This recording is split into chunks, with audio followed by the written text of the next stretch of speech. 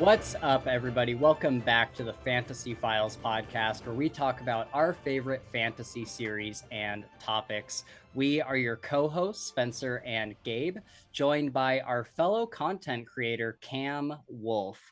We'll find out more about his YouTube channels in a moment, but first, let me fill you in on what we're doing today and tell you about our new series of podcast episodes.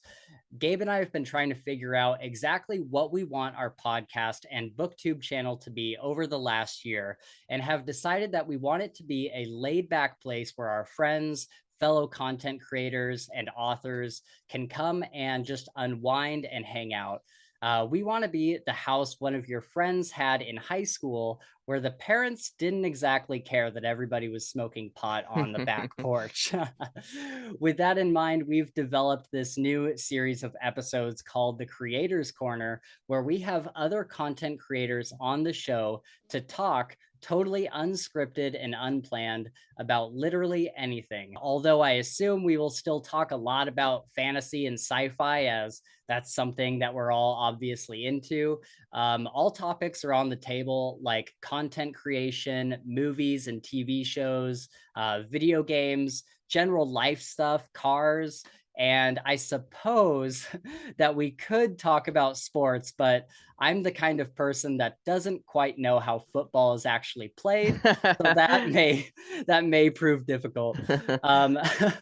My point is, it's an off-topic conversation with absolutely no rules, and is meant to be treated like friends meeting up for drinks, much like Mike's book reviews, his Talk About Nothing episodes. We're happy to do these episodes with any content creators who may be interested, so reach out to us if you'd like to be on the show.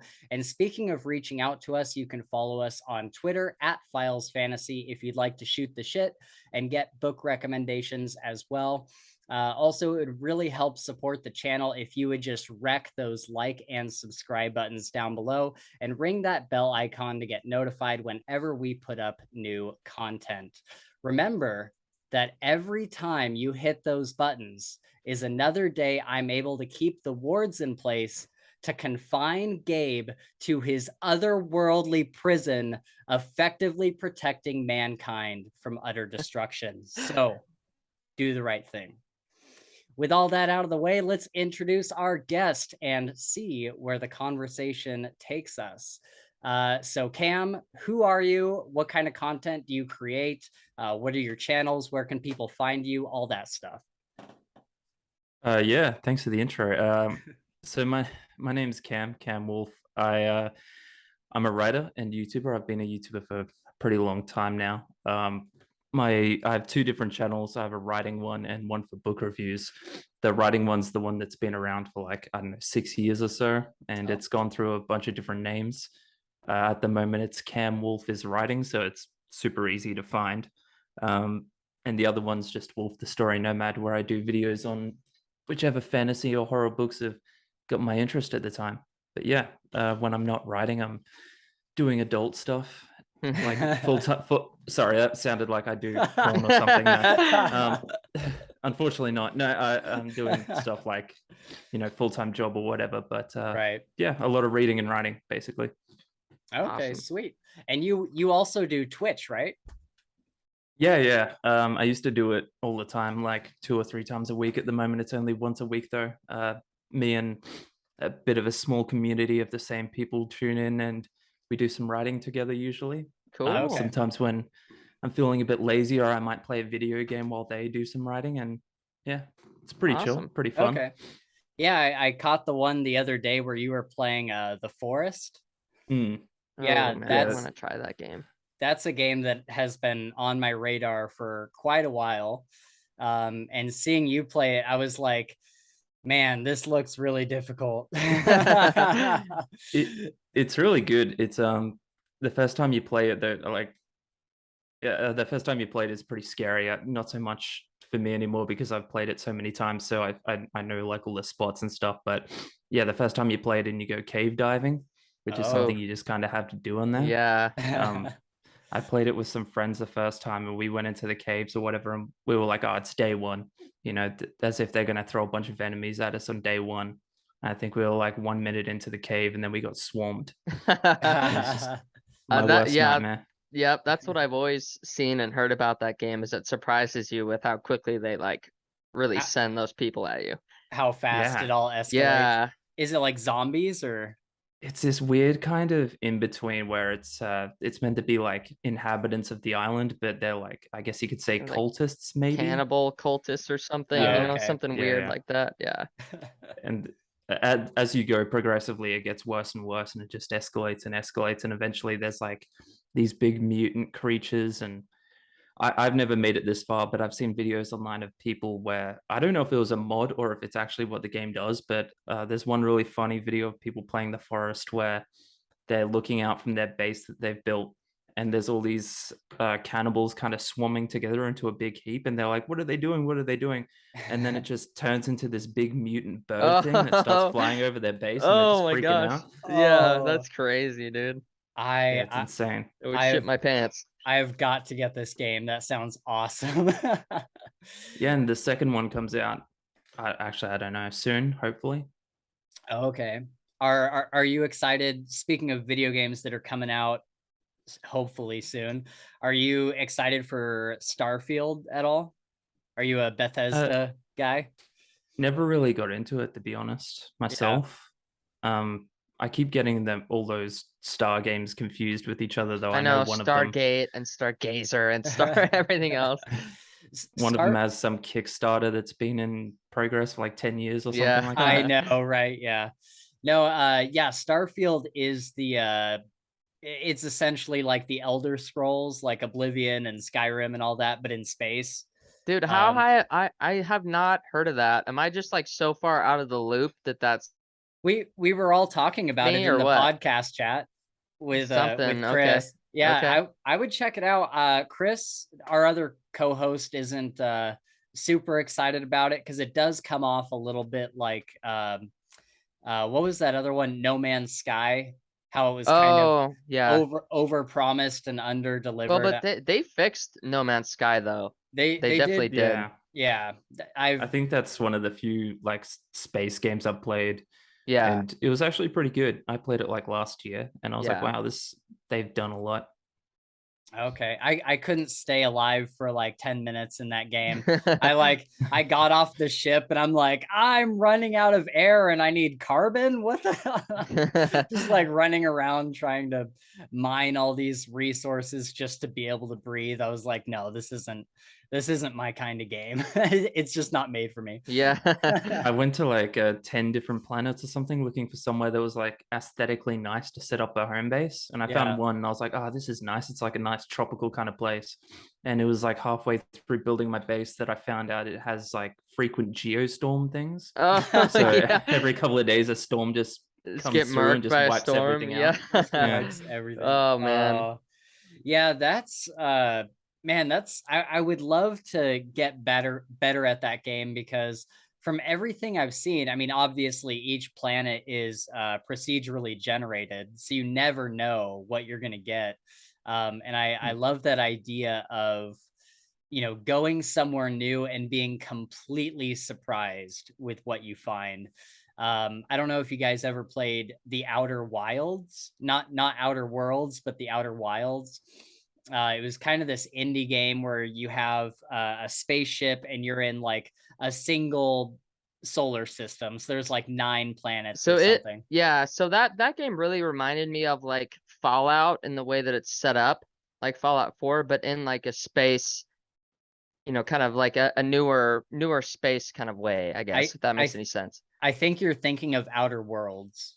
Oh, is Outer Wilds Yeah, the that's one the that one we I was played thinking that of. we played in your room forever ago? The Yeah, one oh, okay, where yeah, that's way you different. you like Yeah, you like physically fly around in space and you go to these that's a different planets cool game, yeah. and I like remember Spencer was showing me this game and I was just like jaw dropped the whole time. I was like, "Wait, you have to do this and that yeah, and what?" you have to like physically fly this space and all the physics engine is very realistic as far Yes, as like yeah. you get within like so many, I don't know, light years or whatever of a of a planet and you have to start slowing down because you've built up so much momentum over this expanse of space, and so it's going to take you all this time to slow down by the time you hit the planet.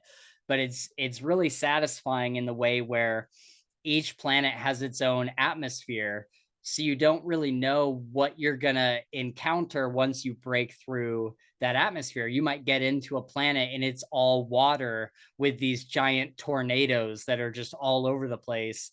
And you're kind of, you crash through this atmosphere and you're just like, oh, there's the water. And you have to like pull up really, really fast and avoid all these tornadoes. And there's Sounds just like Florida. Yeah. Yep. Exactly. Yeah. So yeah, that's a game I quite enjoyed. But what were we were talking about the procedural generation of No Man's Sky, and I think that's what I liked about that game. The Outer Wilds is what I would probably like about No Man's Sky, is you never really know what you're gonna get. It's a similar feeling to have you guys played many like MMOs or like Warcraft or like I or used to, like, quite a ways back I did, but it's not recently, not within the past 5 years. Or Yeah, I like played pretty much all of them except for World of Warcraft. I'm still pretty into Final Fantasy 14, to be honest. Nice. Yeah, I let's see, what did I play? I played World of Warcraft, EverQuest 2. We tried playing the Elder Scrolls Online. That's kind of an MMORPG. Yeah, I played that for a long time on the PS4. And then I think with you, I hopped on the PC, started a new character. But all those games, the thing that I really like about those kind of games is, I mean, unless you just go through beforehand and look at a bunch of screenshots or whatever, you are exploring this world, much like I don't know. I know you haven't, Gabe, but Cam, have you ever played Morrowind? Way No, back actually, in the day. the only Elder Scrolls I've played like a lot, I think, was online. I'm pretty sure. Oh, okay. Yeah. Well, Yeah, my friends always give me shit because I never played much of Skyrim. Oh yeah, that's a. I feel like I just I missed the didn't boat on either. that I'm one. right there with you, man. I did not play much of Skyrim. Oh really? I thought you had played it a lot. No, my brother was obsessed with it, played the game through. I maybe got like 20 hours in and then stopped playing it. Like I played it enough to like kind of see what it's about and really enjoy it, but I never went any further than that.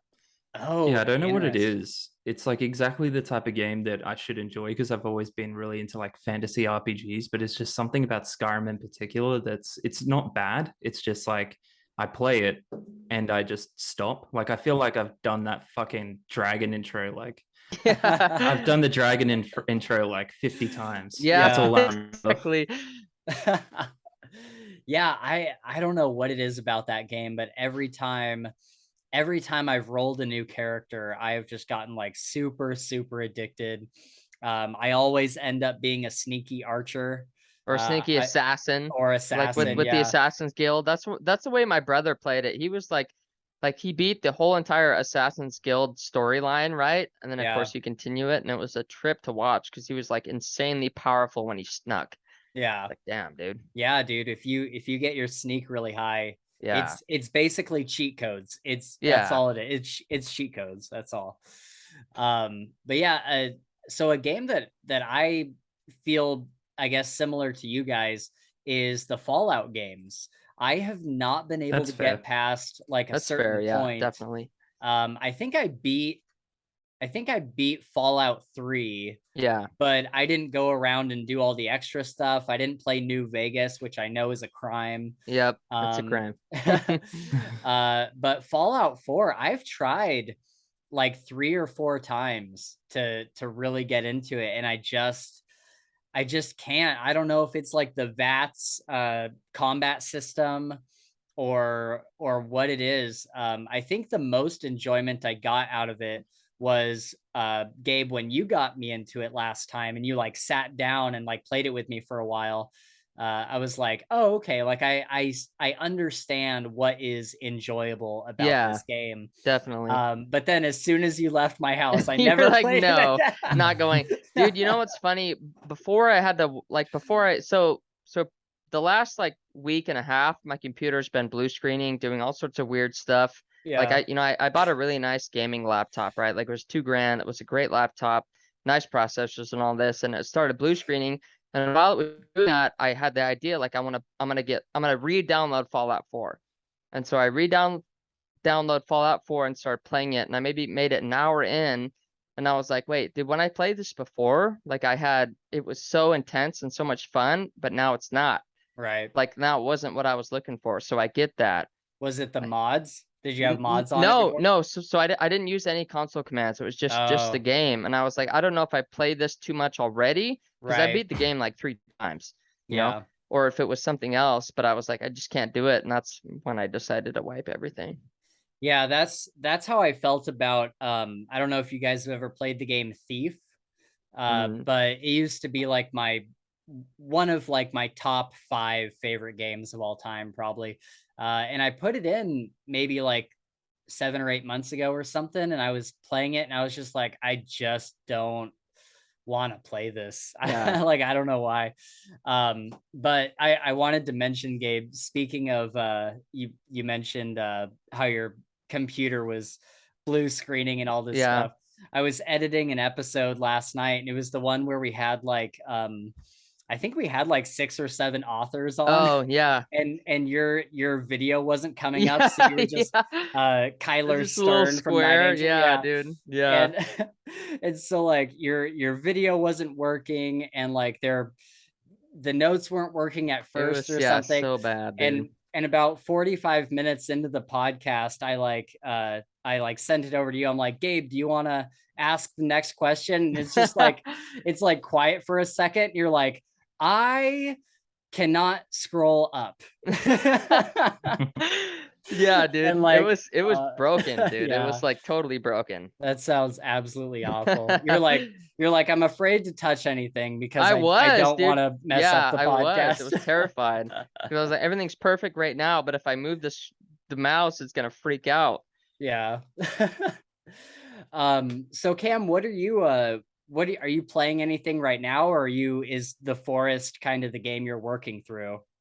Honestly, I kind of played The Forest on that one stream, and then I just stopped again just because I've already played it so many times. But right. Yeah, no, I've been playing a fair bit of Final Fantasy 14, probably more than I should, considering how much writing I keep telling everyone I'm trying to do. Outside of that, yeah, no, not a whole lot of other stuff. I'm just trying to think, because I got a PlayStation 5 a little while ago. Oh. And they've got this new like Game Pass kind of thing where you can get all these old games and stuff. Okay. Yeah, it's some pretty good games on that. Yeah. Have you ever been like a Call of Duty guy, or Battlefield or Modern Warfare, or any of those games where it's not so much story based but more just instant action multiplayer? Yeah, definitely. Way back in the day. Yeah. Okay, that's how I feel too. Used to play a lot of Modern Warfare 2, and then dude, Nazi the zombies OG as well. Modern Warfare. Yeah, absolutely. Yeah. Absolutely. People used to get really pissed off because I don't know how or why. I wasn't that good at the game, but one thing I did kind of get a bit of skill in was using akimbo PP2000 with like a sidearm. Yeah, I know all about that, dude. It's a very humiliating weapon it was to get like killed OP. by. Like it was like godlike weapons, dude. Yeah. Same with the 11 or the 1811 shotguns, right? Yeah, the ones those that flip around. Yeah, those were insane too. Yeah. Yeah, people used to get very fucking angry if you spin around a corner with 2 little sidearms and then they're just done, dude. Were you guys ever into Counter-Strike? Nah, not me. I don't have enough skill for that. I know. Yeah, that was I played that well before like Call of Duty was ever a thing. I think I was playing that in like maybe like junior high. And man, that was so much fun. I have so many memories of like for some reason like The Office being on one TV and then Counter-Strike being on the other. Nice. Or like Scrubs or whatever was on at the time. Yeah. And man, Grey's Anatomy. Grey's Anatomy, yeah. Yeah, dude, I used to, man, I can't believe how many hours I used to put in to some of these games. Like I as a child or like a young teenager, I used to wonder, like, why is my mom getting so upset that I'm just playing video games? But when I think back to it, like, I was sitting for like 8 hours at Yeah. least in front of Yeah. the computer or the TV or whatever, playing these games. Looking back on it, it's like, wow, I put so Yeah. much time into that. But Call of Duty, or not Call of Duty, Counter-Strike had modded games, Oh, and yep. man, those were some of my all-time Yeah, favorite they're super matches. fun, dude. They were super fun. Modern Warfare 2 is the same way. If you could find a modded match, it was a blast to play in. Yeah. Do you play much VR, Cam? I have a VR set in a box behind me, and I think when I got it, there was two games that I only ever really played. One was Demio, which is like a kind of a Dungeons and Dragons thing, like tabletop, where you're physically around this like Yeah. table, Yep. and you got to Oh, lean in and pick up your little character and move them and roll a dice and all that stuff. It's a really cool game. I think oh, they just released a PC version. Oh, nice. Anyway, not sponsored by them, so that's all I'll say. And the second one was just Poker VR, which is literally Oh, just you're yeah. playing poker in Yep. VR. It's really, really I fun. have oh, that one cool. too, yeah. Yeah, it's great. And then Well, another one was it Pavlov? What's the game that you got obsessed with? Was that Pavlov? Pavlov. I was Pavlov. obsessed with Mm, that game. So Yeah. it's like yeah, it's I've a played that newer, too. like, yeah, sandbox kind of, first person shooter VR Yeah. game that they've really done a really good job with. I mean, I was thoroughly impressed with the mechanics and everything. Yeah. And I played that yesterday. Like, that Oh, was a yeah. very recent game that I played, and I always have fun. It's Yeah. also like kind of batshit. Yeah. It's like kind of Yeah. Yeah, it batshit is. crazy It too. is, dude. I went in Absolutely. on one, and it was like Trouble in Terrorist Town on like a Oh, Minecraft yeah. map, and there was some clown guy chasing everyone around, and I was like, what the fuck is going on? Yeah. Yep. Yep, that's it, dude. Yeah. I was obsessed with that game for a while. I've been Yeah, so I let to preface this really quick. I Yeah. let Spencer borrow my Oculus 2 headset for like what, 3 weeks, 2 weeks? I think it was a couple months. A I think couple I had months. that for a Okay. couple months. Yep, that's fine. And because I hadn't been playing it, and he played it, and every night I would get a message about him playing this Pavlov VR, and he's like, "Dude, this is the best game ever." Yeah. And I was like, "Dude, I know, like, it's so much fun." Dude, it's so cool. And just VR in general. Because if you had, asked me to play VR like a couple years ago or We like said, 3 years ago, "Nah, dude." I'd have been Hmm. like, man, it's just not there yet. And it's still not this like Ready Player One kind of Yeah. Yeah. experience. But I am very impressed with what it has been able to accomplish over the past couple years, specifically. Like with Pavlov, I was in a parking garage, and there was somebody at the other end of the parking garage, and I was like, I wonder if this would work. And like in my room, I literally got down on my stomach in a prone position and shot the guy's feet underneath the cars, and it worked. Yeah. And I was just like, oh, You're like, that "Holy is crap." another level of immersion. Like that is so cool. And I know there's a lot of games out there like that just have crazy immersion, especially with mods and stuff. I've been seeing a lot of stuff for like VR Skyrim, that where it's just modded like crazy, and like you can swat a like a hanging sign, and it'll go like that.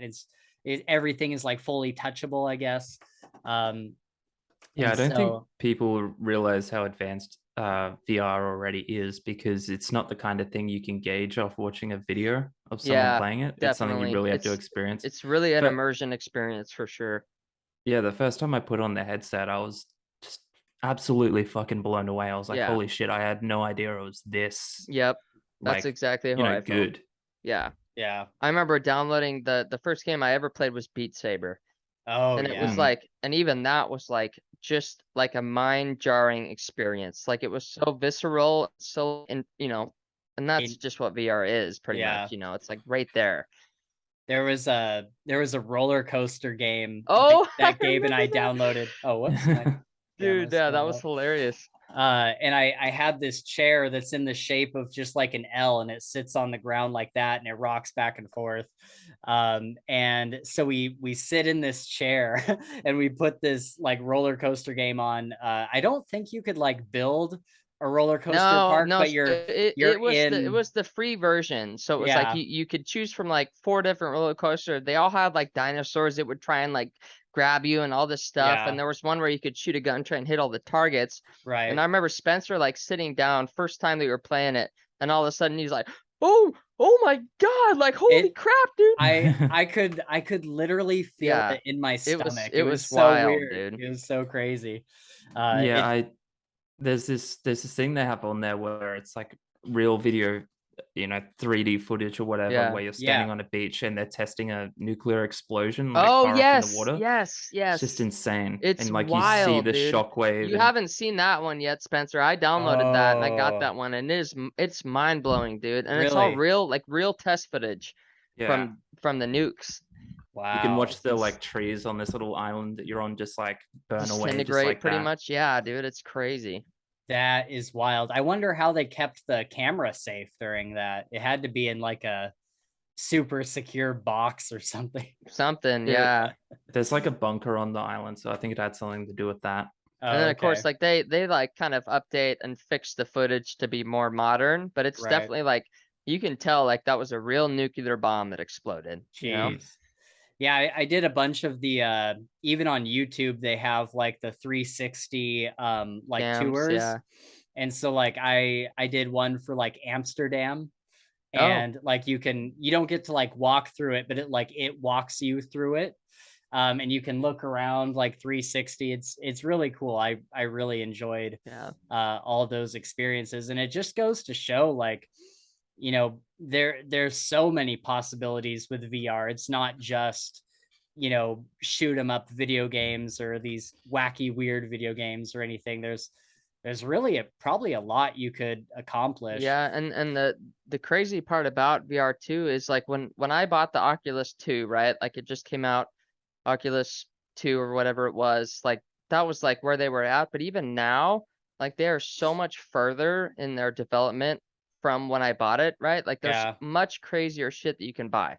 Oh Like yeah. much crazier stuff that they've put out, and even like better headsets like the Steam, what is that one called? It's $1,000. It's like their Steam version of, Oh, what is that, dude? I know there's the HTC Vive. Yeah, That's the so first one this I one's ever tried. different. It's one that Steam made like Okay. themselves. It's supposed to be the best one. It only links up to your computer. It's not a standalone. So you Okay. have to have the PC to play it with. But apparently that one, the way that the hand controls work is really, really wild. Have you guys seen there's some sort of setup? I'm not sure if it's like a third party accessory or if it's part of like a larger like headset and all that.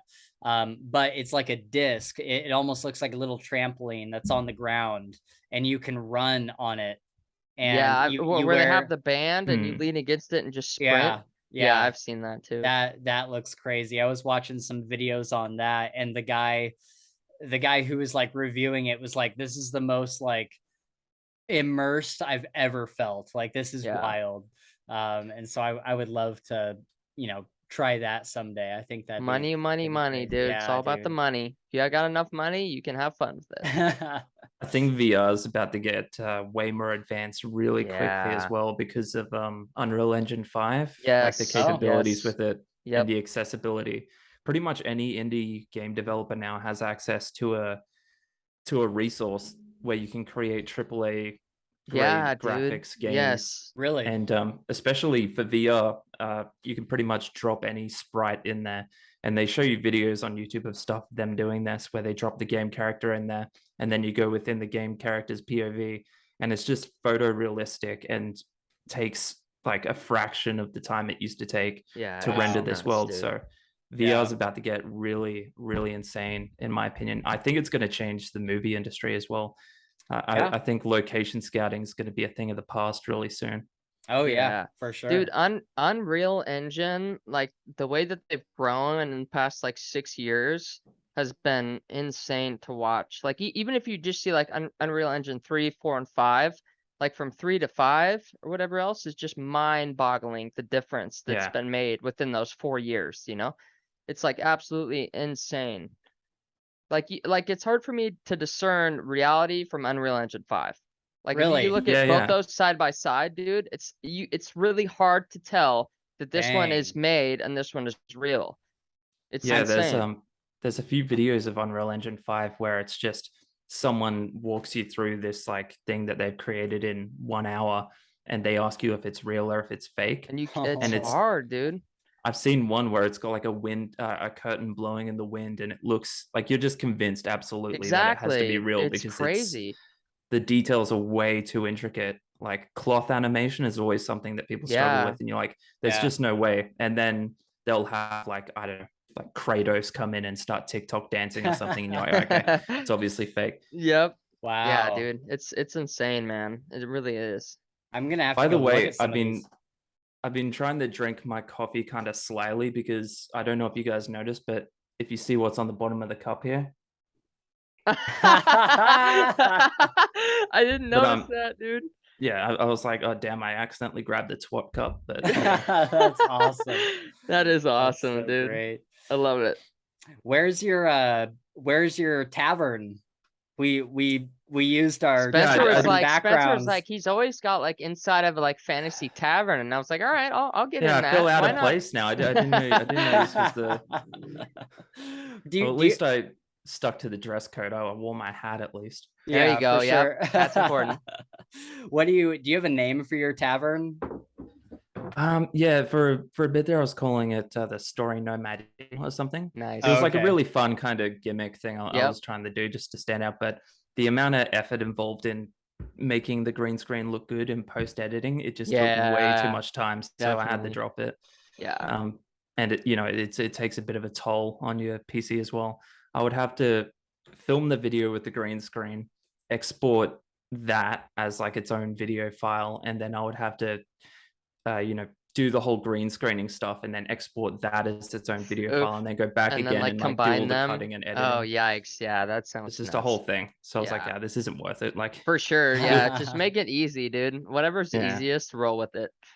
it's the kind of thing I might do once in a while for like a fun Yeah. goof. But Yep, definitely. Well, speaking of green screens and your content and everything, do you want to talk a little bit about how you started your channels, your writing channel and your kind of booktube channel, and why?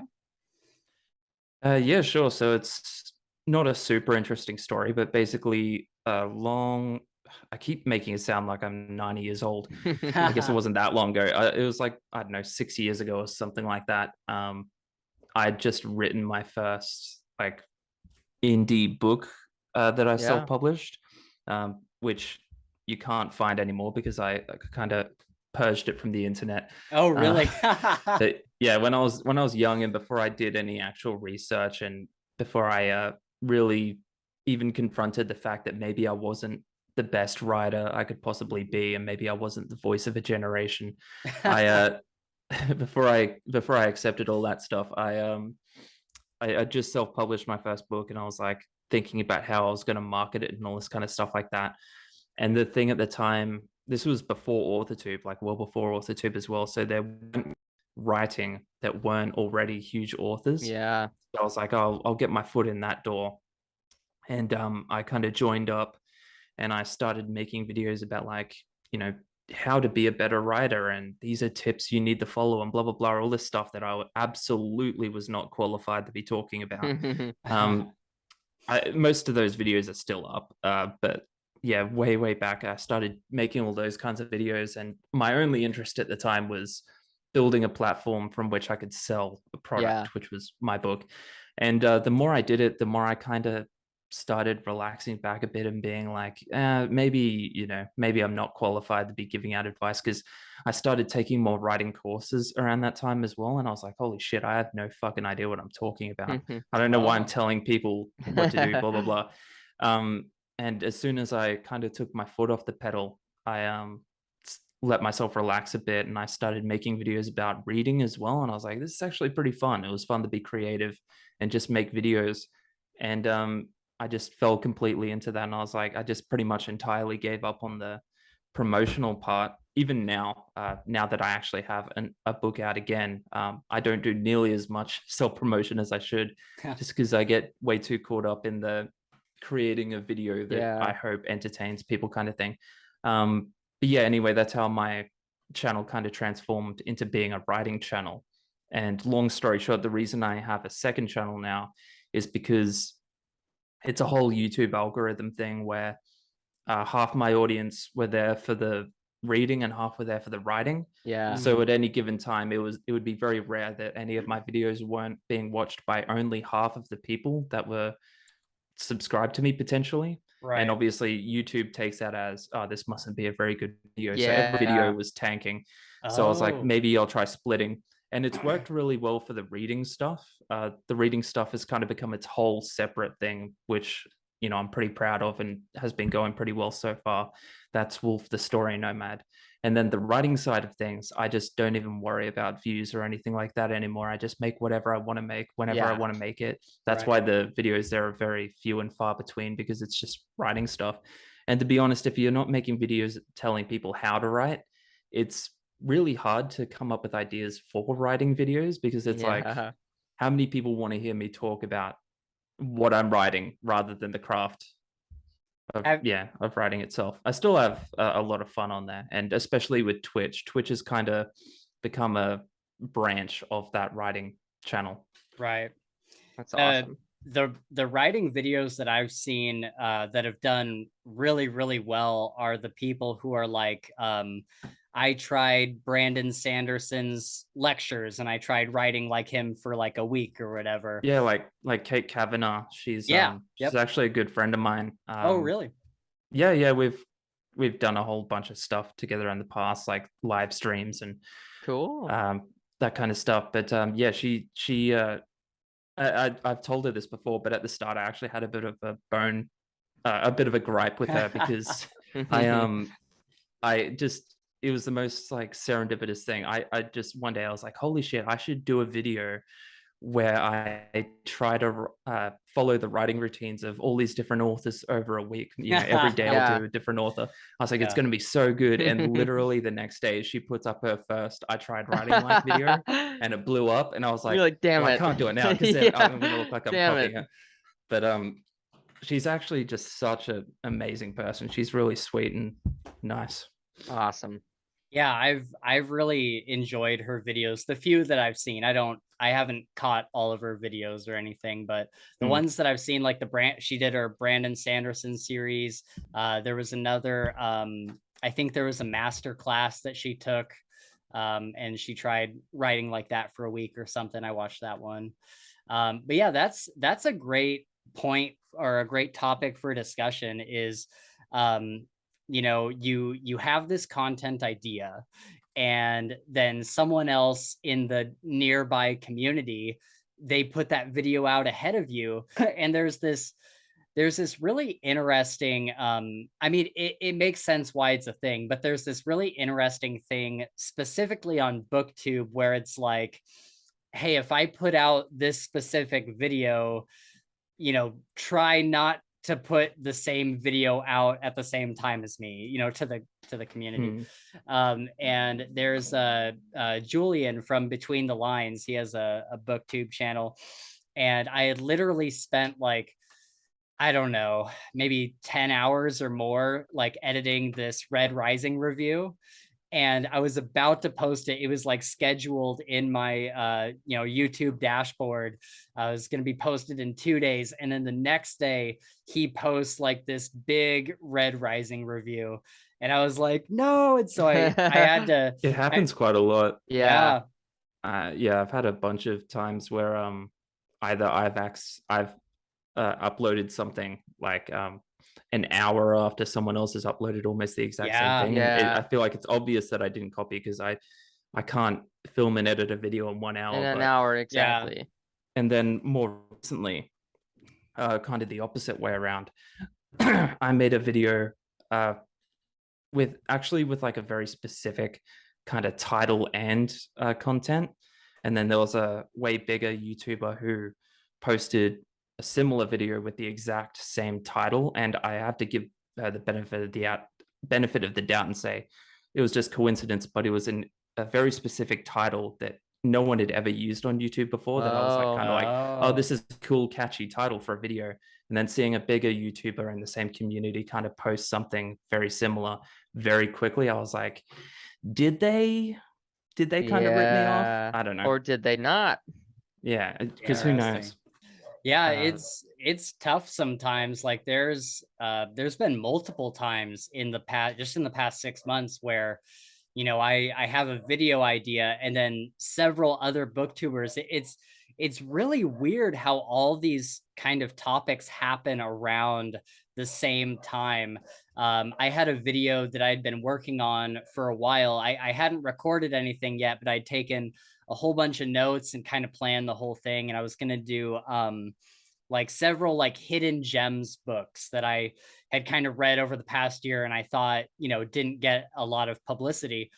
And so I spent like probably a month and a half just kind of in little periods of time, like taking notes on this thing and kind of trying to figure out what I wanted to say and do.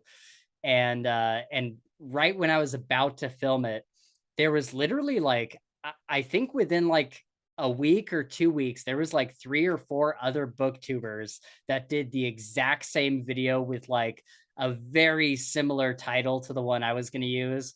And I was like, I'm just going to let that breathe for like 6 months. There you go. Save it for later, you know? Yeah. Cause I think, you know, you know, even if the other booktubers are like, oh, we don't really care, I think the audience kind of feels that oversaturation as well when so many people are covering one topic. Like I am so fucking sick of I will no longer click on any video that's anything about the Dandelion dynasty or whatever that series is that everybody's been talking about recently. Like there was so many people posting like spoiler-free reviews for that. And I watched like 2 of them, and then like 4 or 5 other people were all talking about it. I'm like, I'm done hearing about this damn book. Like I just don't care anymore. Yeah, I think in a space like, you know, book reviews and that kind of stuff, I think it's all right to not copy, but you know what I mean? Like make videos that are similar to other people, because making videos about books relies pretty heavily on your interpretation. Yeah. So it can be very different. I think the only time it's really an issue is if you're copying a very, very explicit idea, or copying it like, you know, same title, same type of thumbnail. Again, I've had other instances where I've made a video. Actually, when I made a video reviewing Daniel Green's book, I made the thumbnail and everything, and then I realized my thumbnail looked exactly like Captured in Words thumbnail for reviewing Daniel Green's book. And I was like, funny. I went back and changed the whole thing, but I was like, we were doing the same pose, had like the same kind of font thing, and I was like, there's no way I can post that up. But Jay's a friend of mine as well. But for sure. It's a trip to think about, like you know, somebody has an idea, and then you go and you build this whole video on your own ideas, right? And not like you're finished with it until the very end is when you realize like somebody else did that. It's like, do you like say, all right, I got to change this, or like this was all like literally my idea. I didn't have any input, nobody else. Yeah, it's wild to think about how that works. Yeah, it's weird. Like with that Red Rising review, basically what I did is I kept my, actually I think I pushed it out by a week, because it was planned to go out in 2 days, and Julian's had just gone out you know, that day that I finished with it. And so I ended up just reaching out to him. Yeah, that's what I was gonna ask. Yeah. I was like, hey man, I'm really sorry. Like I did not know you were doing like a full trilogy, like Red Rising review. I did the exact same video with different talking points and stuff, but it's like the same idea. I'm like, I'm really sorry. I'm like, if you want me to push it out, then I will. And he was really cool about it. He was like, oh, no worries, man. Like just put out whatever you want to put out. I wouldn't take issue with that at all. Yeah. I mean, if it's just a video reviewing a very popular book series, I would say go for it. Like, yeah. even if it's like a super old one and you post it like really close to someone else, it's like I don't think that's copying so much.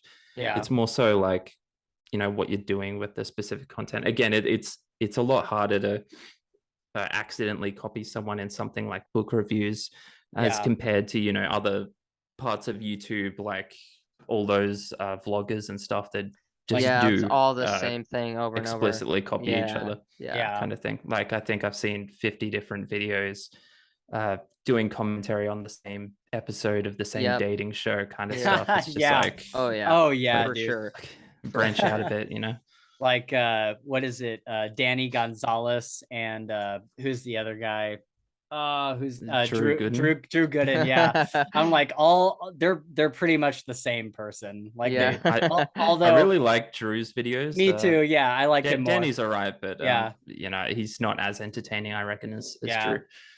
My favorite videos of Drew's are where he goes on Instagram for like a week and he just buys every single ad that he sees and then he just ends up with all these really shitty products and he like reviews them over the course of a week. Dude, they're so funny. I love those episodes. But yeah, what was I gonna say about it's so as far as like book reviews and stuff go, it's kind of difficult too. And this is where I think everybody really gets a pass, but like when Jade Legacy came out, everybody like that week, everybody who had and advanced reviewer copies of it was like putting out videos reviewing it, and we did too. Yep, and that makes sense. Like I feel like the hype that shouldn't be a thing that's argued with. You know, that's that is what's gonna happen, and all of them is gonna expect that, right? There's no way around it. Yeah, I was about to say what's Jade Legacy, and then I was like, oh wait, that's the Greenbone Saga. Yeah, Greenbone Saga, the newest one. I literally just finished the second book in that one. Oh, so nice, dude! It's so good, bro. Yeah, we are obsessed with that whole book and series. It is so good, so good, amazing. Yeah, Jade War was my favorite one. Definitely out of the trilogy. Jade Legacy is really good as well, but there's a lot of time jumps. Yeah, and so like you just have to go into it knowing that you're gonna miss like a decade of time, like at a time as you're going through it. It'll hop around a lot. But it works. It works well though. Like it really does work well with the time jumps. Yeah. Like I was never upset because of the time jump. Right. Yeah. Because it has to get you to this point way in the future for the end of the book to really have the full effect. And man, the ending of that book is just amazing. Man. It's incredible. I think that's one of the best things about Fonda Lee is that she has no issue just kind of telling you if certain background stuff has happened, rather than a lot of other fantasy authors would feel like they have to take you through it and like describe flesh it out and make everything. Do a Brandon Sanderson and turn it into its own novella. Fonda Lee's just like, oh yeah, by the way, no, it's all good. It's been 10 years. All this happened. That other clan, they did this and that, and now we're here, and it's like, oh shit, okay, cool. Absolutely, I totally agree. Yeah. We loved the Jade's the Greenbone Saga books.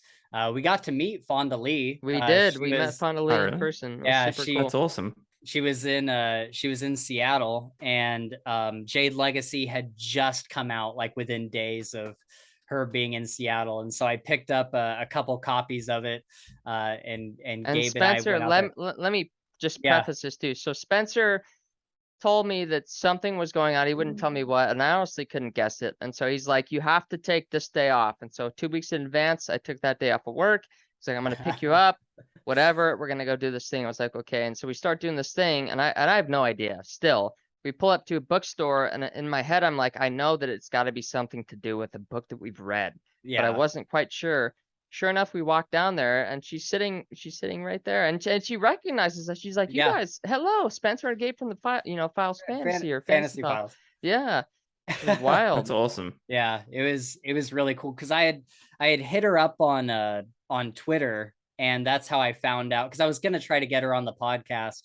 And she was like, I don't have time to come on the podcast, but I'm going to be in Seattle if you guys want to come say hi. I'm like, oh, I'm going to surprise Gabe. Yeah. And so, yeah, then when we showed up, I was kind of amazed. Like, it just shows you like how much she like really cares about her fans, because we had a very brief interaction on Twitter. We had talked a little bit, and I sent her a link to one of our reviews or discussion episodes on one of the books. And then when we showed up, it was like, oh, it's Spencer and Gabe from the Fantasy Files. And I was just like, how do you remember us from all the people you meet? And when we're standing at this desk, and there was a whole line behind us, and she didn't care. She sat and talked with us for like 15 minutes at least. Yeah, super cool. And just had a really down to earth chat. I was like, man, that's probably one of the best author interactions I've ever had. She's super cool. Yeah, I think she's definitely going to be a name to keep an eye on. Yeah. Because there's just no way Greenbone Saga is going to be the last thing she writes. No. Oh yeah. Yeah, I'd be interested to see Fonda do maybe something in a more of a like an epic fantasy sense. Yeah. Would be cool as well. I think that she is so incredibly skilled with her world building and character arcs specifically, that I think that she could write a fantastic like big epic fantasy series. Yeah. I think that potentially she needs a little bit of work in her magic system, because I was a little underwhelmed by the use of Jade. Like, it's a great idea, but I feel like we just didn't go deep enough into it. And so I would really like to see if she kind of progresses with that, and how kind of that part of her craft works itself out.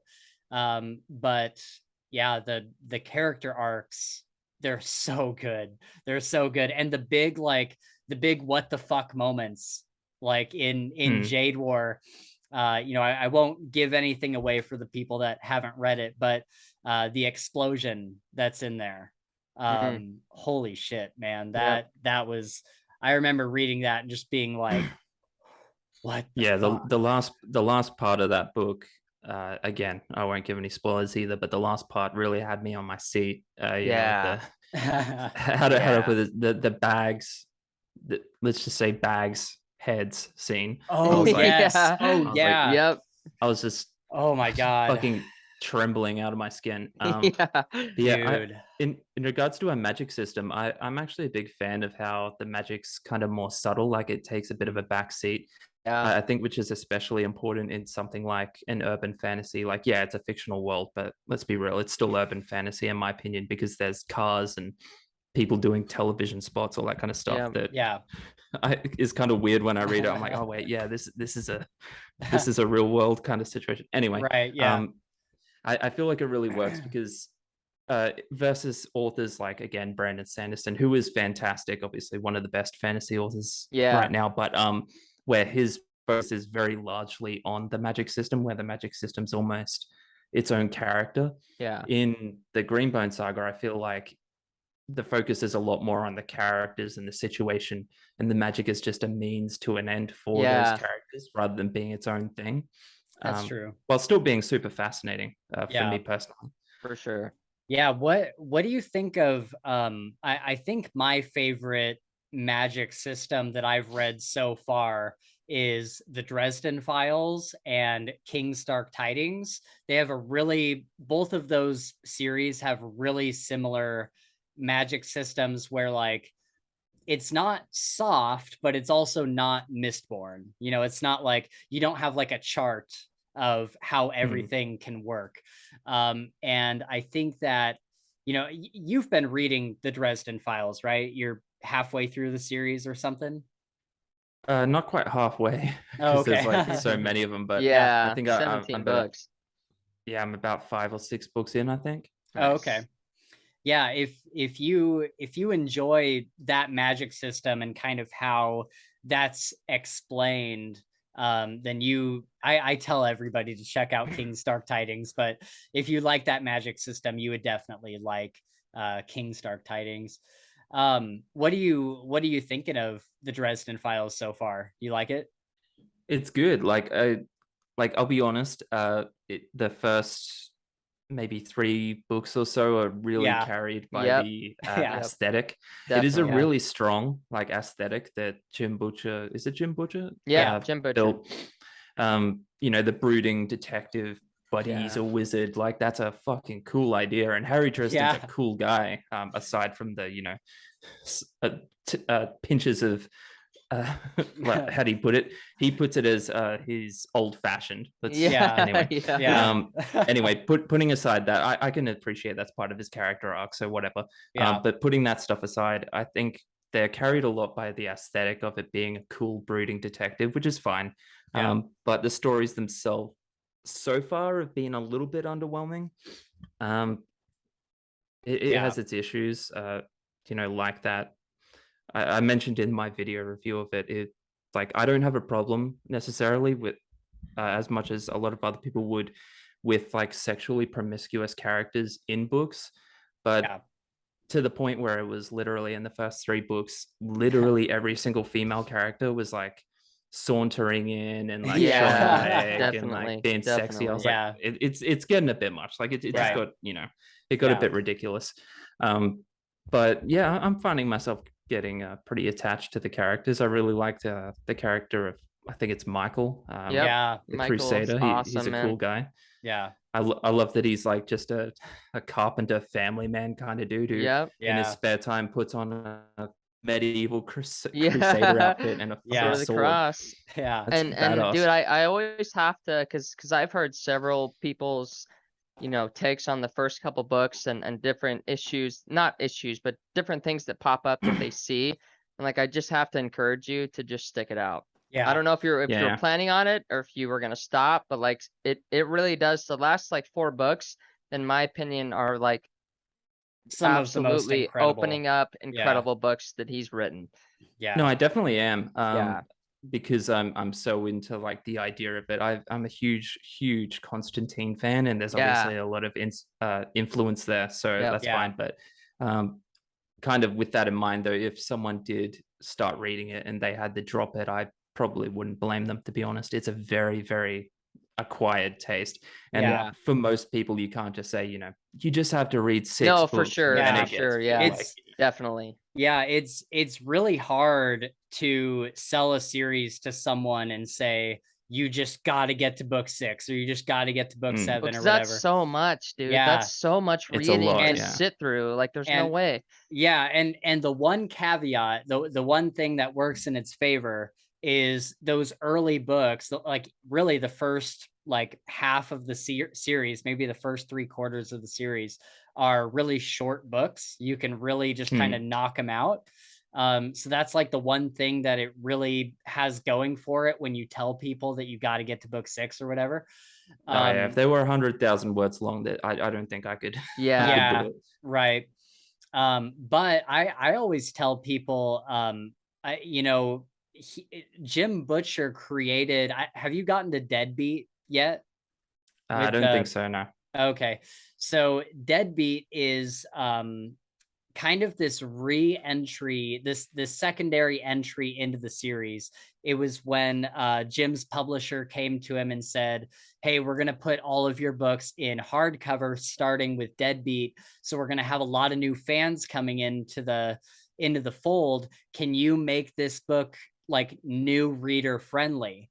And so Deadbeat is very much like you could start the series from Deadbeat, and for the most part, it would explain everything that came before it. I think Deadbeat is the 6th book, and it does a really good job of very quickly showing you who Harry is, very quickly showing you who Thomas is, Michael, Butters, all these people that you need to know for future books. It does a really good job of just putting that in there really quickly so you can instantly know who these people are. And then it gives you a really great action-packed mystery.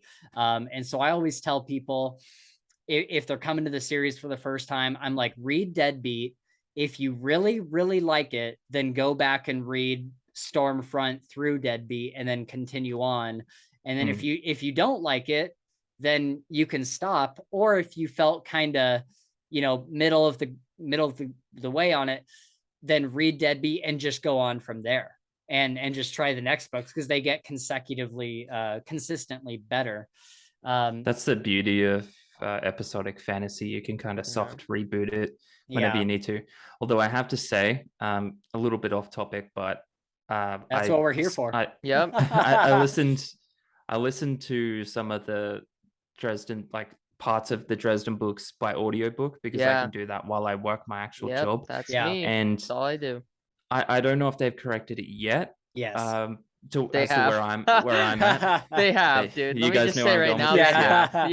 The first couple of books, there is so many mouth sounds, and there was a part during book 2 where it's like a solid 2 minutes of him like gulping and licking his lips, and I was like sitting there just like, oh my god. Dude, I couldn't do it. So which book are you on currently? I don't know, because I took a break to start reading Greenbone Saga. Just let me have a look. Because starting at Death Masks, the audiobook publisher changed.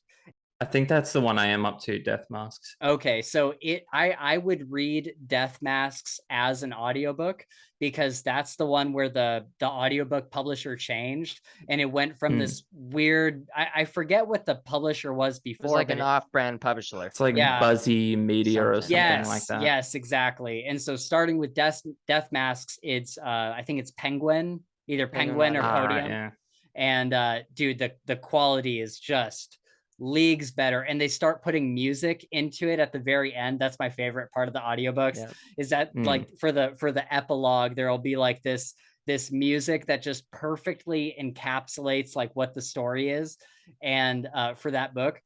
And dude, every time I get to an audiobook, I'm like, let's fucking go. I want to read the next one right now. Like it's just such a perfect score for the end of the book. I love it. But yeah, the microphones get better, the editing gets better, everything gets better in Death Mask. I would definitely recommend switching to audiobook. I like James Masters. I think that's his name. Great voice for Harry Dresden. It's just and it's not even his fault. It's something you're meant to fix in post, but just the mouth sounds just it was nails on a chalkboard. Can I pause really quick? I have to pee super bad. I'll be right back. I'm so sorry. No, I'll do the same thing. I think I saw in your Twitch stream the other day, you were mentioning that you moved recently, and what a pain that was. Man, I get it, dude. It's a whole thing at the moment because there's like a rental crisis going on because all the landlords are jacking up prices, and there's not enough places for people to go within their price ranges, you know? It's I literally moved. I don't know if you know the states very well, but I was in Washington and I moved down to Idaho because, well, many reasons, but one of the reasons was the housing prices were just insane in Washington. For what I was paying for a studio apartment in more or less Seattle, is a 2-bedroom house here. And so he was paying for an apartment in Tacoma, right? For like it was like $1,300 a month. And my aunt owns a place, family discount, old house, 2 stories, 3 bedrooms for the same price. Like Tacoma, Seattle, all of it is just outrageously expensive, no matter where you go. I know how that feels. All the prices are going up, fuel, rent, everything else. But bloody wages aren't going up fast enough to meet them, so. The minimum wage hasn't grown in forever. It makes me wonder when the bubble's going to pop, because I mean, at a certain point, like we're already seeing, not to get too into economy stuff, but we're already seeing people struggle with keeping up with the rising costs, and it's just getting worse and worse and worse. So at a certain point, it's got to reach for sure. And it'll collapse if they don't work on it, dude. It's I mean it's going to be unbearable to some, right? Which will cause issues for all of it. It'll be weird to see. I'm glad that I'm in a pretty stable like field of employment. I'm in construction, and yeah, it's just there's so much work out here. I'm so glad. Yeah. I'm just so glad I'm doing construction right now, because there's so many people I know that are like, my job simply doesn't exist anymore. Yeah, It's like, dude, it's okay. all Yeah. about the demand. I feel like Yeah. the demand has not so much changed, but definitely leaned towards more areas of expertise, construction, delivery, stuff like that, versus like fast food is like starting to kind of go downhill, right? Because people are Yeah. eating at home. It's too expensive to go out to eat Yeah, that's a and good all the point. rest of the stuff. We're all gonna work for Amazon or Google soon enough, I so say don't I worry. work for I We'll be Amazon. know. colleagues. Oh, there you Yeah. go. There you I go. deliver for Amazon, I know. so I've gotten to the when I was working for myself back in Seattle, I was getting to the point where I was like, should I go work for Amazon? Like, It's a matter of time. yeah, yeah, I'm yeah, happy with my job, dude. I make yeah. enough to survive and I'm comfortable and I got, I'm happy. And For and you, now, for and now, you I That's should fair say. enough. yeah, and you have a cool boss too, I have a cool from boss. what I've Yep. I heard. work Yeah, for a really, really good company that's subcontracted by Amazon. nice. Yeah, you Cam, you were mentioning in your Twitch channel that your previous landlord had given you like very little notice to move, because I guess they wanted to move into where you were living. Is that right? Yeah, I think it's to do with the same kind of rental thing. I think the landlord was renting somewhere else while we were renting their place, and prices were going up, and they're like, this, it's not worth it anymore. I'm not making enough profit. Yep. So they just decided to move us out so they can move in, Dude, that's which Right. is like, so shitty. yeah, it's just a whole thing. Like, I think the problem is that it's just rich people buying up all the properties Yep. here Oh in yeah. Australia, and so the younger people who don't have that capital, don't have that starting And they money, get can't pushed buy their out. first home. Yeah. So it's just landlords buying houses, making profit from those houses through rentals, and then using that profit to buy another house, and it Yep. just goes on and So on. on The and rich so get forth. richer. Yeah. Yeah. That's That's wild. I What? feel like that's been the case here too. Maybe not so much, but I've known a couple friends of mine that were living in duplexes, right? Like they lived in this half, another family lived in the second half, and three of the four friends that I had living there, all were kicked out because they're like, no, we're gonna either rent this out to the same person for a full plex, or we're gonna sell it to go to the next duplex. It's like, man, that really sucks. Like Mm. you put these people out, and one guy even paid the people to go back on their lease. They're like, I'm gonna kick you out 4 months early. Here's $1,000, like move out. I'm like, that's just crazy, dude. Yeah. And so many people will tell you that's like it's easy. You just need to spend your entire 20s not Oh, doing yeah, anything dude. fun whatsoever and saving every Right. spare dollar you have and Yeah, you're like, oh not yeah, it's using your great. youth. And it's like I just don't think that's the way it should Yeah, be, I agree. you know? Yeah. Yeah. Anyway. It's wild.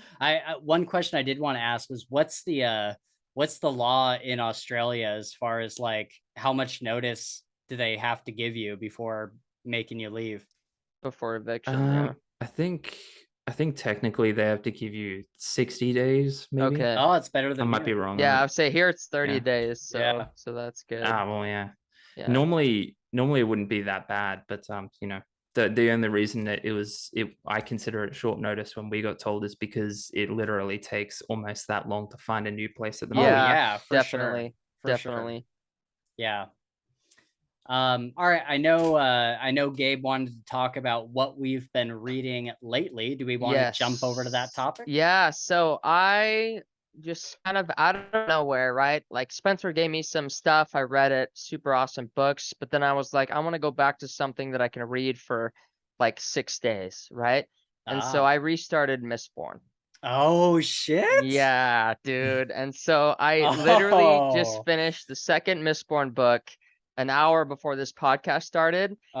I am like, I am so just enamored with this book, dude. Yeah. Like everything about it has just It's drawn so me in good. so much more than I feel like it did in the past. Yeah. I'm like that's all I can think about is just finishing the last book, dude. Yeah. Like it's so incredible, and I've just thoroughly, like more so than I did before, enjoyed the magic system, the characters. Like I think I have much more appreciation for them now than I did before, where it's like you know, the first time reading it, like you kind of have that first time like vibe where it's like, oh my God, this is insane, blah, blah, blah.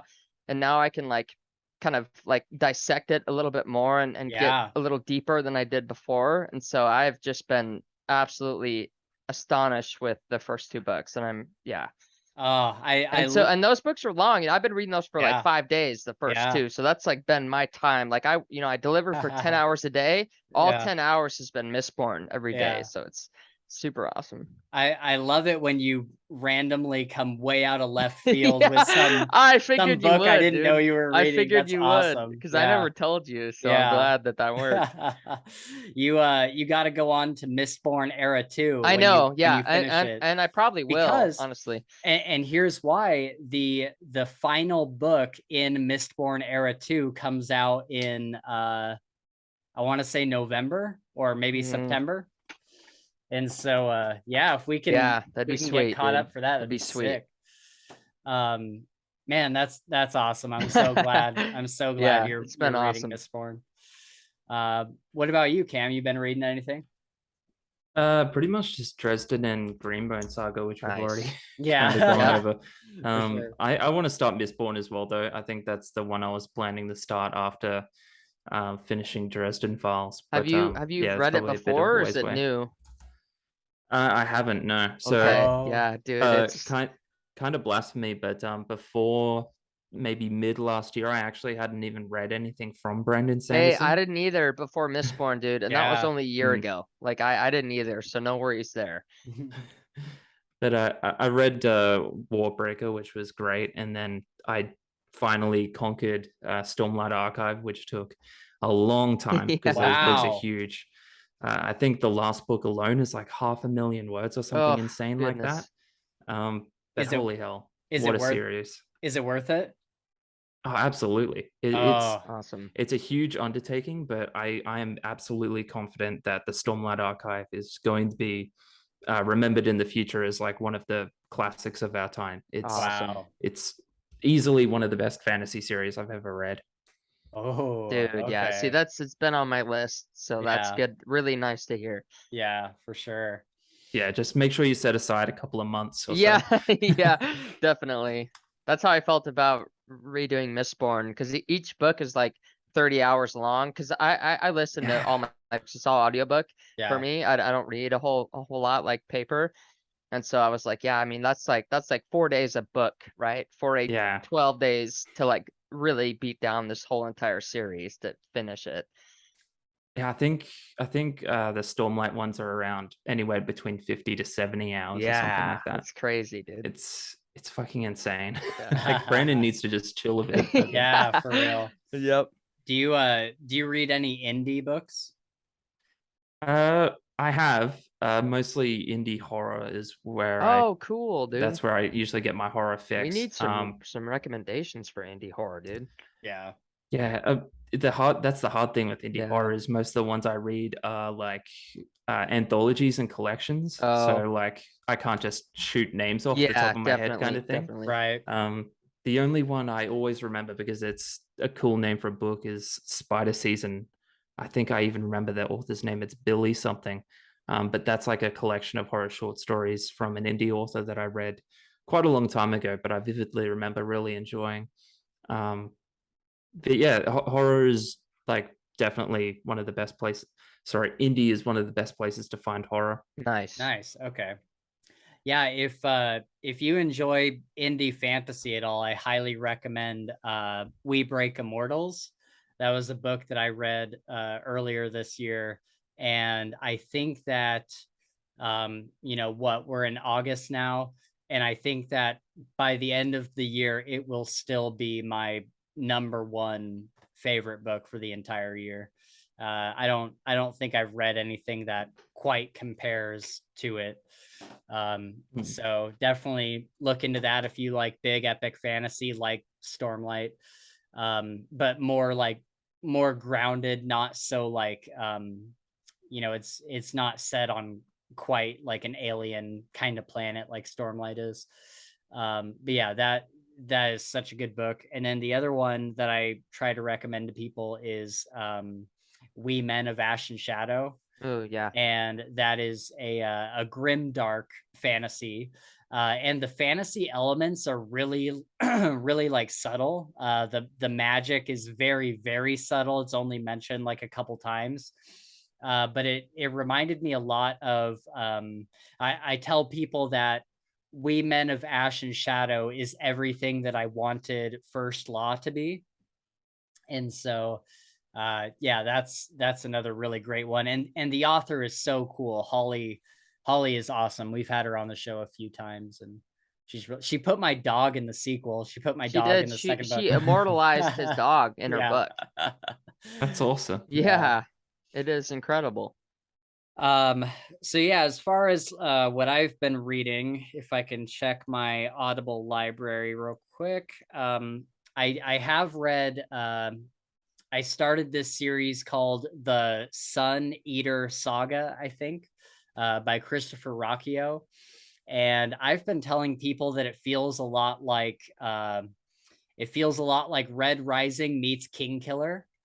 And it's kind of like I say King Killer because the whole story is told from a first person perspective, where the main like hero is already like really old and he's already done all the legendary things, and he's kind of telling the reader like, you've probably heard songs sung about me, like this is how all of that came to be. And so the whole time he's narrating as if he's like this old man who's telling you all his old stories. And That's cool. I really really liked it. It kind of, in the middle of the first book, it kind of dropped for a little while for me, and I was kind of like, all right, let's get through this. But once it picked up again, I was like, oh yeah, I'm totally ready to read the next book in the series. So that's definitely a big recommend for me. There's another book. Honestly, I don't know if I want to say the title of this book because the author is kind of a friend of ours, but it was one of my Probably be mad if you don't say the name. Yeah, that's what I'm saying. I'll edit it out, but it was. And Dude, why? I mean, that's a great recommendation. You don't need to edit that out. It's wonderful. no, I'm saying it was bad. Oh, Oh, Yeah. okay. Yeah. oh, I All see. right. Yeah. That's All a right, different okay. story. Yeah, it's Yeah. a different story. I agree. And so it was one of my most anticipated His books first of the book was year. awesome, dude. Dude, the first book was so good. Incredible. And this sequel just completely fell flat for me. Oh I was no, dude. I was like, the whole time I was reading it, I was like, I just want this to be over. Like Oh man. I just want to be done with this. And I read it all the way through because I was trying to I guess give him You the were like, benefit of the yeah, doubt. yeah. And I was like, he's gonna pull through in the end. And to be fair, the last like quarter of the book was significantly better than anything that happened in the first 75%. But I was like, man, I don't know if I can ever reread that. That was Oh, tough. That was really, really hard to well, get I'm through. glad that you told me that now because that was one you recommended to me, right? Yeah, I was Yeah, like, we should read this. yeah. So yeah, it's a really, really tough book to recommend. But the first one Is is incredible. A incredible. really good book. And I feel like it does kind of work as a standalone. I feel like it was one of Yeah. those books that was kind of written like I'm gonna put this out here, and if people want a second one, then I'll make a second Yep. one. That's how I felt when I read it. I was Yeah. completely satisfied with the ending to the point where I was like, I don't need more of it. Right. So I'm glad that that's how that worked out. Yeah. Do you guys do any writing? No, so I've don't. been thinking about messing around and writing something. I don't know. It's just kind of an idea at the moment. I've never written anything That's before. how it all starts, Spencer. Yeah, I know. But yeah, I've never written anything before, so I'm really nervous to like start trying because I feel like I have this great idea. Well, it's what I would want to read. I don't know if it's a great idea to everybody else, but I'm really into like the rogue type characters, like the thieves and assassins, Hmm. and just kind of the extremely morally gray characters that are really almost villains. And so I kind of want to write this book about this guy who is both a thief and an assassin. He's kind of a jack of all trades, but he's like the best. And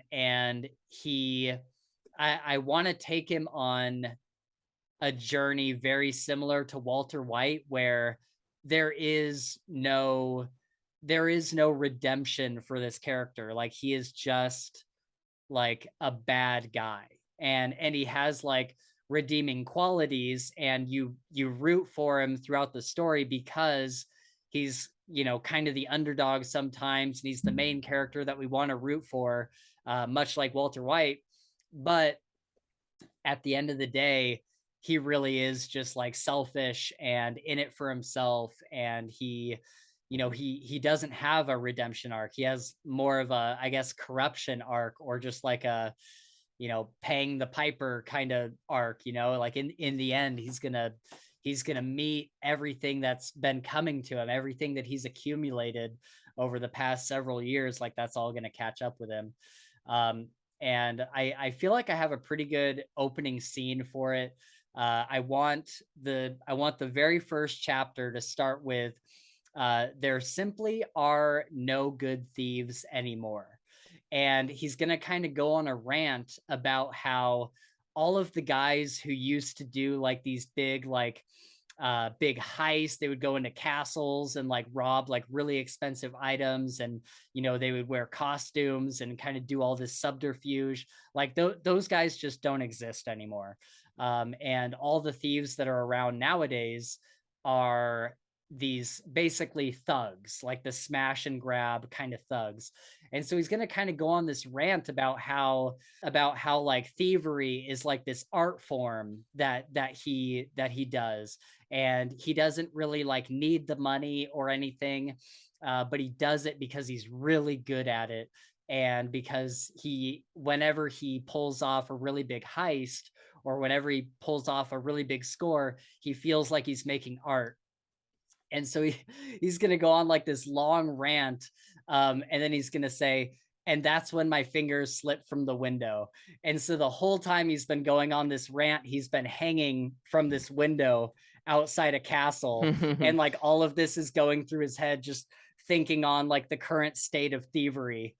And then he's just gonna fall from this Dude, window. yeah, that sounds great, dude. And then Yeah, it sounds like you've got You the should try it, foundation ready man. already. For real. yeah, I really, that opening scene is really like the most that I've thought about. I don't know like what the big like objective or whatever is going to be for the book. That's when you just figure it out, right? Yeah. Yeah, You're not gonna I'll let figure you the in whole on a thing out. secret. Yeah. I'll let Yeah. you in on a secret. Not many people do know Yeah. that stuff before they Yeah, start. that's what I would figure. I Something you got to like flesh out, like after you're done with your idea, right? Like then you Yeah. can figure out where it goes. Yeah, I kind of have this idea for the world building, like all the magic users are part of like this big cult. Like there are no like hedge witches or like apothecary owners or anything like that. Basically what's happening is there is this group of like high level people who are finding these children who show magical talent when they're very young, and they take them away to like this cathedral or whatever, and they stay in this monastery, and they basically work for there is no government in this world, but for like this kind of secret organization kind of thing. Dude, but that, oh my God, it sounds like you're thinking about it though, and that's Yeah. that's like, You've obviously given it a lot of thought. yes, and that's what I'm saying. Like you might as well try and pan it out as far as you can, because that's Yeah. I don't know anything about writing. I don't know the first Me thing, neither. but I feel like that's a lot more than I have. I really like the idea. I've just been playing with it over the past Yeah. like 6 months. I just want to see like, because I'm really tired of, grimdark is probably like my favorite subgenre. But I get tired of you know, it's the assassin that has a heart of gold. Like, no, Yeah. I want an assassin who is a terrible person and will fuck over everybody, and there is no redemption. Yeah, I know you got to go. Is there any last minute things you wanted to talk about, or anything you wanted to say before we go? What are you writing? Well, for me, I'm currently in the middle of getting through the first draft and the first book, and kind of how to explain it's a bit of a project I want to do, where I've been wanting to write a series of episodic fantasy. I've been talking about it like a ton on my book review channel, but it, like you said, it's something I want to read, so it's something I figured I'll write. I really want to see more fantasy that is more episodic, kind of like The Witcher, and kind of a lot like Dresden Files as well. So I'm writing my own kind of fictional fantasy world kind of thing. I would say imagine maybe The Witcher crossed with Supernatural, because it's kind of like it's an entirely, but it's kind of like a Wild West version of The Witcher's world, I guess you could call it. Okay. And just to give you the quick premise, so I'm like, they're going to be pretty short, is my goal, around 40 to 50,000 words, which is on the cusp of being a novella for each of them. But my idea is I want them to be like those old serials you would get back in the day, how one might come out every month rather than you having to wait a year or so. Oh, Right. yeah. Not saying I would publish them that No, quickly, for but sure. Yeah. maybe like at least every couple of months. That's my plan anyway. But the story itself is just about these two cell swords that grew up together, and the story starts with one of them breaking out of prison, and he's been in prison for years, so he needs to reunite with his mate and find out, you know, all the stuff he's missed out on. Yeah. And then they'll basically acclimate back to being, you know, best friends, getting back to where they were, and being cell swords within this world, doing jobs and stuff. There's obviously going to be a bigger goal, but like I said before, that's something I'll figure out as I go. But they'll be doing, you know, stuff like one book might be them trying to figure out a mystery and around something that's killing people, and they'll track it down and slay it. Like there's monsters, they might do a heist, they might get tasked with stopping an actual serial killer within like a big fantasy city or something like that. All this stuff like that.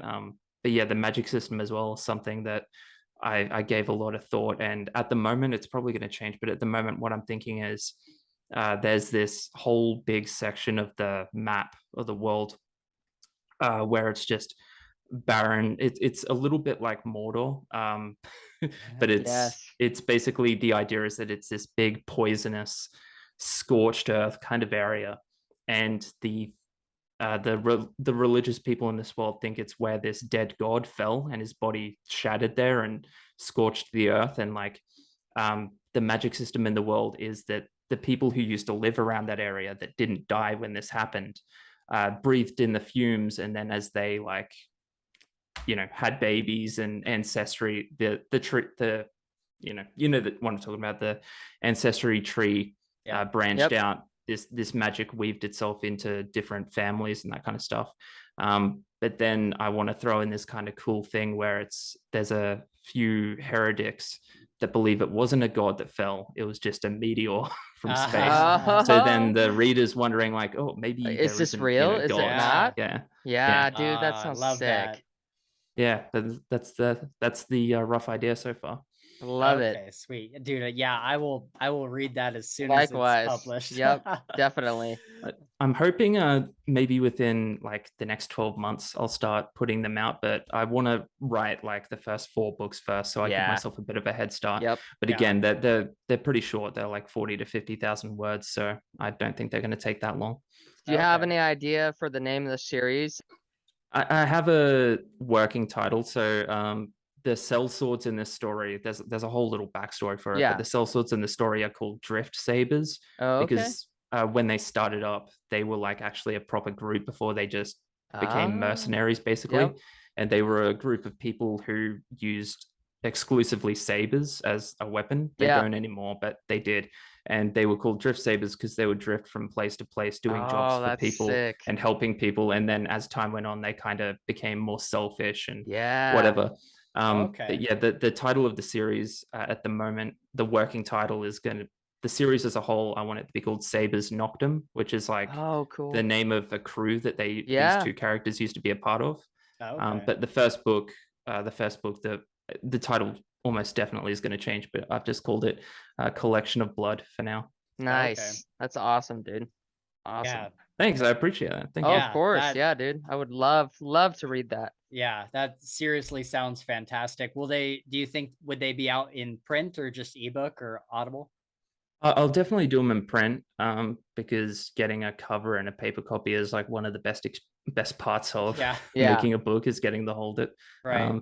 Yeah, I'll definitely be doing that. I would love to do Audible as well, but it's so expensive. Like, I it's know. just, I it's figured, not dude. even It's not not even like feasible for me. feasible until you're really up there, huh? Yeah. Yeah. If the series ever like got, That's God crazy. forbid, Yeah. if it got popular, I would maybe do like a Kickstarter or something for. Yeah. Yeah, book, man. but, I really think that more indie authors should do Kickstarters for their audiobooks, because we pretty much exclusively listen to audiobooks. I do a little bit of physical reading, And- but we're so busy with our jobs. Yep. Yeah, Audible is the easiest. I'm the same. Yeah. Yeah. Yeah. All right. Well, is there anything else that you would like to plug? Any previous books? I know you got some anthologies. I feel like I've already said, my Yeah. channel names No, enough that's time good. by now. But if anyone is interested in checking out my books anyway, it's just www.camwolfebooks.com. I'm pretty sure. I haven't visited my own website for a long time, but there's an E on the end of Wolf because I like to be fancy. Yep. Right. But I like aside from that, big thank you to you guys for having me on. It's Yeah. been a lot of Thank fun. you very much for coming on. It was Really amazing. appreciate it. For sure. Thank you so much for joining us for our first Creators Corner episode. I'm really hoping you're the that, groundbreaker, dude. yeah. Nice. Really like that. hoping these take off. Cool. All right, guys. Well, that is going to wrap us up for today. Thank you so much for hanging out with us in the Creators Corner. Be sure to check out Cam's channels and social medias, which I will link down below in the description. As always, you can follow us on Twitter @FilesFantasy and let us know what you thought of our first Creators Corner episode down below. Before you leave, do all the YouTube stuff, smash the buttons, and save the world from the impending doom that is Gabriel. I'm not sure what our next episode will be, but I'm sure it will be great. So keep your eyes peeled for that. And until next time, all hail our Lord and Savior, Cthulhu. Oh, nice. Nice.